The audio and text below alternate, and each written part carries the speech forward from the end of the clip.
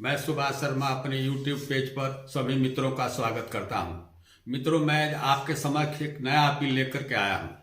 संस्कृत भाषा को विलुप्त करने के लिए या विलुप्त की सूची में डालने के लिए एक अंतर्राष्ट्रीय साजिश चल रही है। अन्य कंट्री जहां पर अरबी भाषा का इस्तेमाल होता है, वो लोग दुनिया के अन्य जो भाषी हैं उनको भी अरबी और फारसी पर बोलने के लिए शेरो शायरी के माध्यम से प्रेरित किया जा रहा है।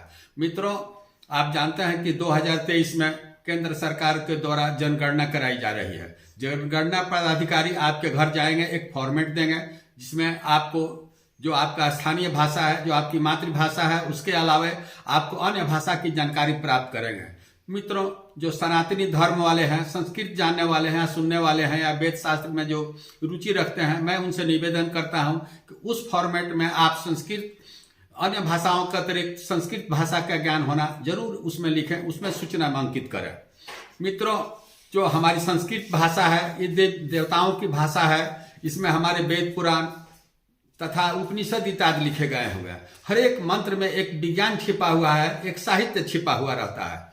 मित्रों, सभी जो शुभ और अशुभ कार्य होते हैं, मंत्रोच्चार होता है, श्लोक का पाठ किया जाता है, प्रार्थनाएं की जाती हैं तथा जो देवी देवताओं का आवाहन किया जाता है, पूजा किया जाता है तथा विसर्जन किया जाता है, उसमें संस्कृत भाषा में किया जाता है।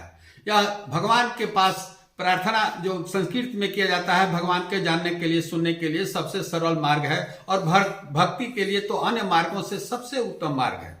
मित्रों, आप जानते हैं कि जो लास्ट जनगणना हुई थी उसमें संस्कृत जानने वालों की संख्या मात्र 2000 समथिंग थी।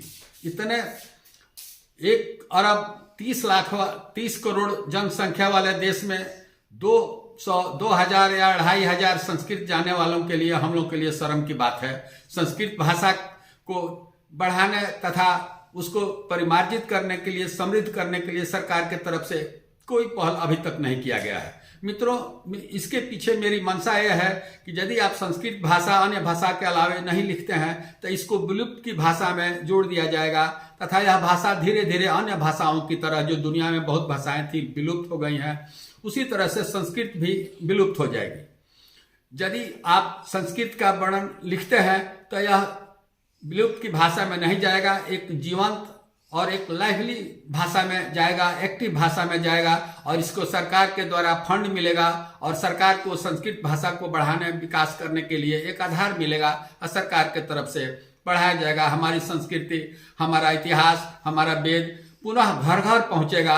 विश्व के सभी लोग पढ़ने लगेंगे तो उन लोगों को मालूम होगा कि जितना आप कंप्यूटर के ज्ञान रखते हैं, विज्ञान का ज्ञान रखते हैं, वो सब संस्कृत में ही भरा पड़ा है। आप एक एक मंत्र, एक एक विज्ञान का किताब लिखा जा सकता है। अतः मैं निवेदन करता हूं कि आप अपने जो जनगणना हो रही है या बिहार में जातिगत जनगणना हो रही है, उसके फॉर्मेट में और भाषाओं के अतिरिक्त आप संस्कृत भाषा का रेफरेंस, उसमें प्रसंग जरूर लिखें ताकि संस्कृत भाषा को बचाया जा सके। धन्यवाद।